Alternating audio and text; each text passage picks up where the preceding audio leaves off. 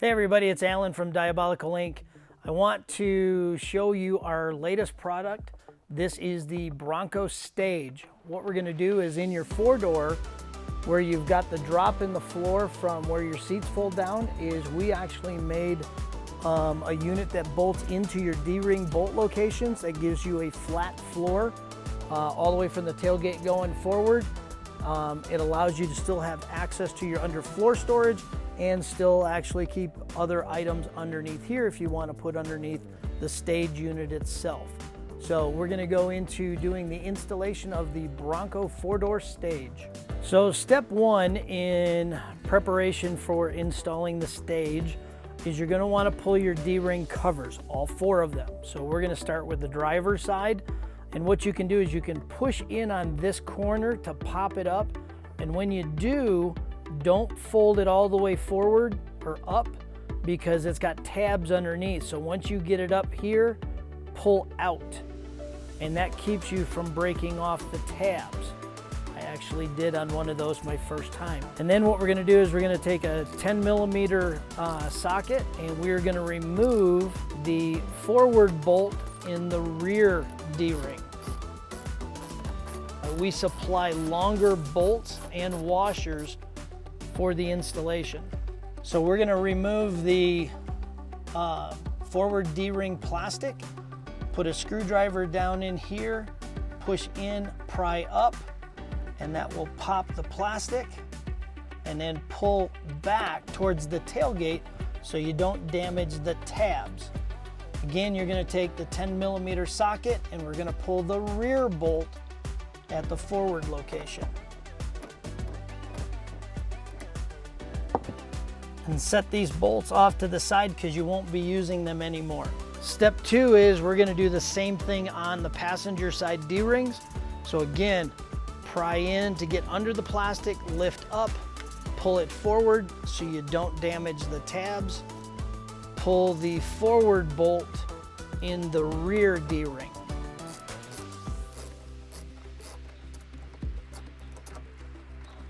Set that bolt to the side, and then move up to your forward D-ring, same thing.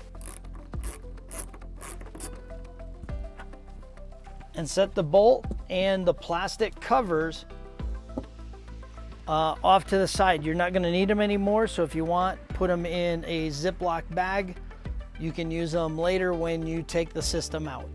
Okay, so step three is you're gonna take the two side walls to the stage. There is a left and a right side. The notch out in this edge right here, that is going to go towards the front of the Bronco, and this is going to be the driver's side where the notch is here, okay? What we're going to do first is we also supply you with peel and stick round rubber. This is going to fill the little bit of gap that's against your sidewall.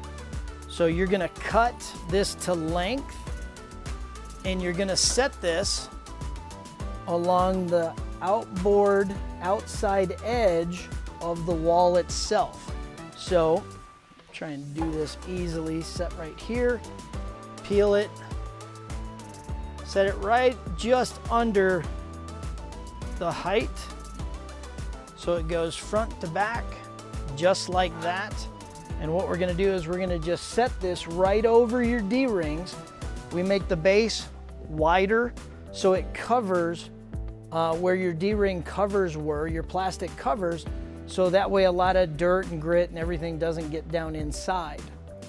And then what we're going to do is we're going to take the 13mm bolt that we supply you with the large fender washers, and we're going to just set this down into place and set these down in. You can tighten them up to where you get a little bit of movement on both sides. We're going to do front and back. Line it up with the hole. So when you go to tighten this up, push it over against the sidewall, right about at the edge of this gap. Don't go past that, so that way you don't have to worry about dirt getting down there. And you'll see that this rubber seal fits in nice and tight against your plastic wall. Make sure your front and back are hand tight. You don't have to go torque it down or anything, just make sure it's nice and hand tight.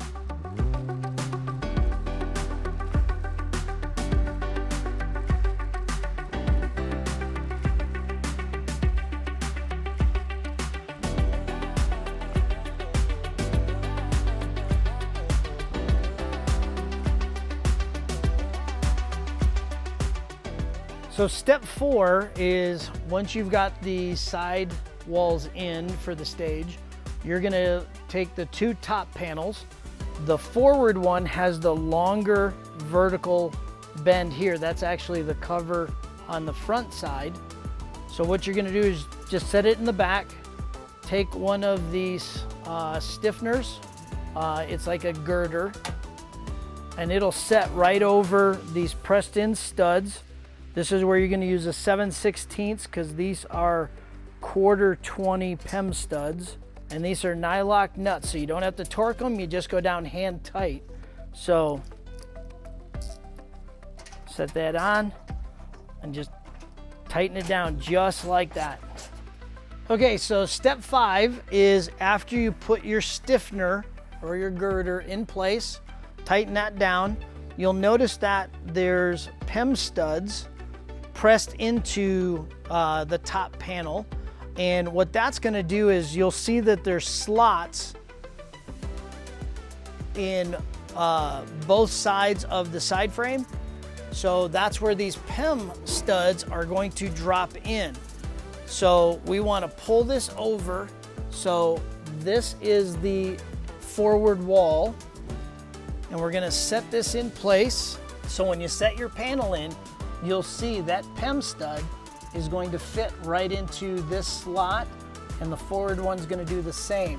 So as you bring this down, locate this slot right here, and it'll drop into place just like that.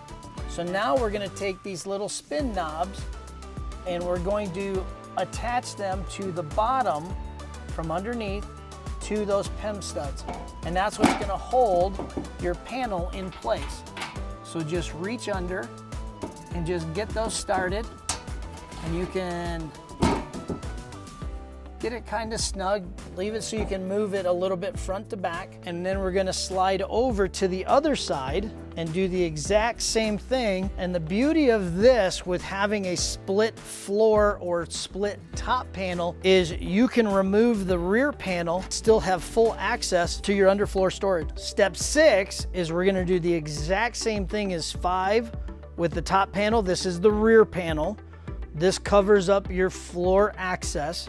So just set it in the back, take your I-beam girder, set it over the studs, do the same thing with the nuts and washers, tighten them up, and then we're going to set this in place the exact same way. So when you're putting on your nuts and washers, remember these on the support beam, the I-beam, whatever you want to call it, girder, these are 1/4 20 American Standard, but your end studs, those are metric for the black plastic spin knobs. This is using a 7/16 socket. You'll notice that this stud is a little bit further back than this to here. That means this one is the front, because you'll notice the gap between your slot and where the top panel drops in your side frame.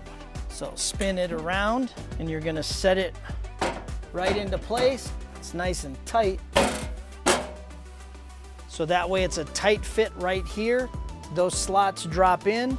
We're gonna take the metric spin knobs again, and we're gonna go into the most forward post, set that. If you can see under here, you'll see the other post. You're gonna take it and just spin this on.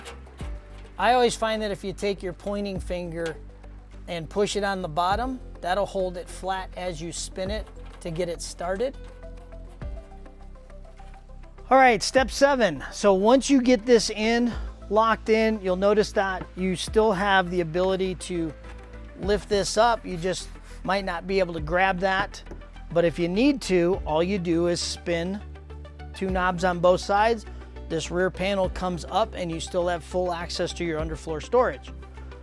So when it's all in, so we keep the most available height here. We only went down a ½ inch on the bend on all the edges. You'll still get a little bit of movement on those if you put a lot of weight on it. So if you're going to use it for sleeping in, or you want to put a lot of weight on this, we also supply some of these foam blocks, and all you're going to do is put them right under the center of this and the center of that, and that'll tighten that all up, and it'll be easy. You can see there's no bowing anymore, and it'll be easy for when you want to pull this out. You're just pulling the foam block and pulling your 4 spin knobs to take this off for access underneath. So this is how the stage will look. It's a little bit taller than your front floor, but by the time you go all the way forward, it's still lower than the front edge of your seats. So you're pretty much getting a level back end, but you've got enough height under here to still be able to put your arm under to be able to pull these out. If we went shorter on the height, you wouldn't be able to get your arm under, and mine's actually quite a small diameter arm. Anybody with bigger arms, you'd have a really hard time getting to your spin knobs. The stage fully installed and the seats folded down, you still have a small gap right here between the wall and the plastic in the floor system with the height deviation.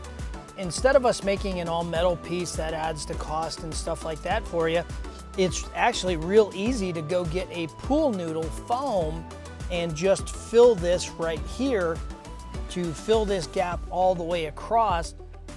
Simple and easy, so that way when you put your seats back up, it's filled. When you lay the seat down, if you want to sleep in the back, or you got to put gear or anything in the back here, this gap is filled with the little pool noodle. So again, this is the Diabolical Bronco Stage system. If you have any questions, contact us via email at www.diabolicalinc.com, Instagram, or Facebook.